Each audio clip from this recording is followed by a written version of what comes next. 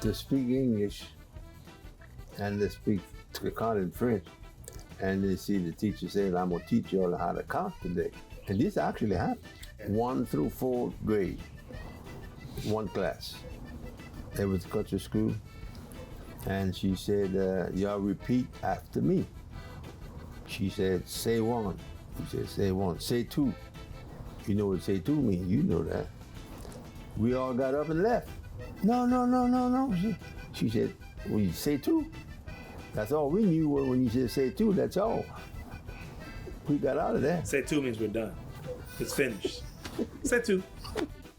Well, I'm better known as Lawrence Black in the music business at Ardoin. Sean Ardoin.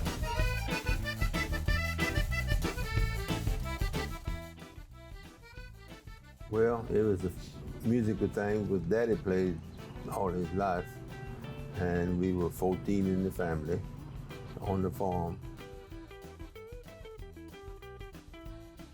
Amédée Ardoin was one of my great uncles. He was an accordion player, that he was one of the first to record this music, Creole music. Amédée was a one-man band. He had a horse and a buggy. See, I got all my information from Ken Ray Fontenot, which was the fiddler with my dad. And they played for years all over the world. Couldn't read and write, but they went around the world with that squeeze box and that fiddle. You know, at the Capitol Park Museum, that metal statue with the buggy and the horse with two guys on it, that's my grandfather and Ken Ray Fontenot. He'd ride around in the neighborhood, and he'd see somebody working in the field, a woman and children working, and he'd look at that, and that's how he would make a song. They didn't like that because he didn't work. He just rode around with his horse, and he played his accordion in the neighborhood. And finally, somebody found out about him, and that's how he. Now, Kenry told me that he'd get on his horse and a little sack and put his accordion in there. He would go to New Orleans. I can't see that, but that's what he said, to record. And that's how he started recording.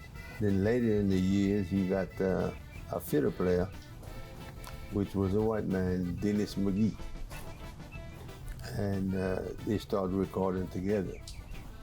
Which is amazing because, you know, segregation is heavy, you know, and so just crossing bridges way back then, you know, to perform together was a big deal. The way we do it now is we tell them that the Cajun music repertoire, Cajun and Creole music repertoire is based on Amédée Ardoin's song. So he's the father of modern Cajun and Creole music. My brother that got killed in an accident in '74, he was the accordion player of the band. Daddy had retired, which is Alphonse Ardoin. They call him Bois Sec was the nickname. And we played here in Lake Charles. It's what made me start playing the accordion. My oldest brother called another guy at the gig to come take Daddy's place because he was tired. And that wasn't true. And he could have played. He could have took the accordion, but he could play some then. So I told my younger brother, I said, well, I think I want to learn how to play the accordion. And I've tried before, because I live here, and he would give me the accordion to bring it to the guy that repaired. I tried, couldn't start a song. So I took that as accordion. It was a Friday night. I played my first song. I said, once I learn good enough, I'm gonna buy me an accordion. But it took a couple of months, I guess, so I started playing a few songs. But it was a one-finger job. It wasn't double. When most people say, well, they said that about Amédée, that's a lie.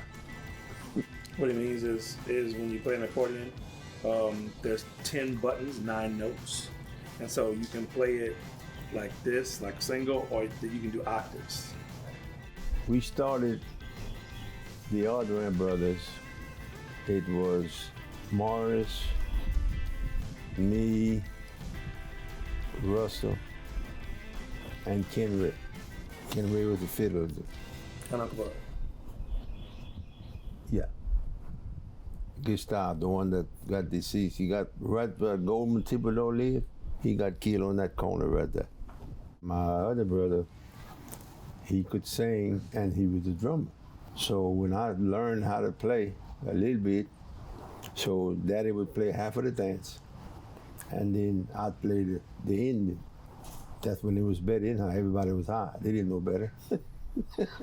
Drinking high. Drinking. He played drums, and then I played the accordion. And then I had the fiddler with him, Ed Poulard out of Beaumont, Texas. And he's an accordion player also. But we started going up and we started playing more together. I had 2 guitar players. Matter of fact, I had the bass player was the original Cookie and the Cupcakes. We would play all over. We played New York, we played California, Georgia. I even went to Italy. That was in '86.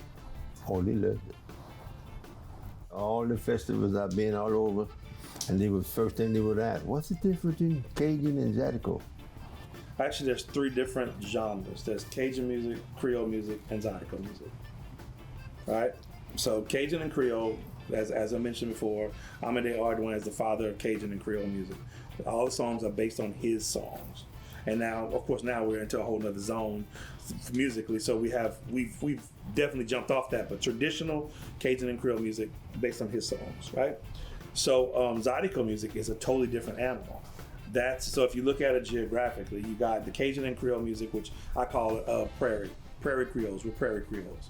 So that's from Eunice to Lake Charles, right? Then you got South I-10, which goes like Lafayette all the way down to the Gulf, right? Now, so Cajun and Creole music is largely played with the diatonic accordion, which is 1 row, 10 buttons, right? The diatonic push pull 2 different notes. And Zydekool music was played with either the piano accordion or the 3-row diatonic accordion. And the accompanying instrument was a scrub board for Zydekool and violin, or we call fiddle, for Cajun and Creole music, right? Triangle. And a triangle, yeah. So you got those distinct differences. Well, as in my lifetime, I saw it go from, because my grandfather, if you told him he played Zydekool music, he says, no, I play French music. Musique de Creole. Zydekool got its name from, they used to have house dances. The farmers, the older Creole people, they would get together, so they'd pick a house in the neighborhood and they would go, people would be working in the field, so they'd go and take all the furniture out of that house, put it in one room, and they would invite people to come to the gig, but they had some troublemakers.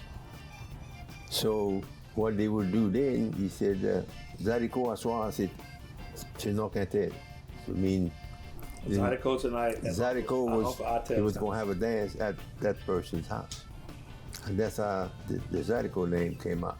It was the password to keep the troublemaker from knowing that he was having a function. And when they say Zydekool, that means les Zydekool is a snap bean. So nobody's going to go and sign up to go and shell peas. So we're shelling peas at Uncle Adam's house tonight. You just get up there and start playing. You got to start with something fast to get people. And I used to play all them, the Cajun festivals, mostly. The bands hated me, the white bands. They couldn't get people to dance after we'd get off, and that's not my fault. You know, we got up there and did what we done. I had a good band. I wasn't the best, but the band cover. And that's what counts. And I played this special place in Suffolk every year. It was a festival, and I'd play at 4 o'clock. They'd set me for the last band. And them old people around 3:30, 3:15, they'd be setting them chairs up. They coming in. They coming in. And what I had that most bands didn't, of course, it's not much. I had a cordless pickup from my accordion, I'd walk around and get them to go and get up, and move a little bit, or they enjoyed that.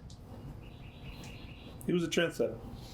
He was a trendsetter for sure. Like, because nobody did wirelesses back then. So I'm just thinking about that. That may be where I get some of my showmanship from. Come on now. Come on, somebody. Come on. Maybe so. Maybe so. One of the most important lessons I learned from my dad is that your word is everything. Without your word, you have nothing. The only thing, your word is what you have, and when you lose that, you pretty much don't have anything. Because if you give your word, then you can only do everything that's in your power to do to fulfill your word. And also to underpromise and overdeliver. I got the full appreciation of what I was blessed with growing up in when I was at LSU.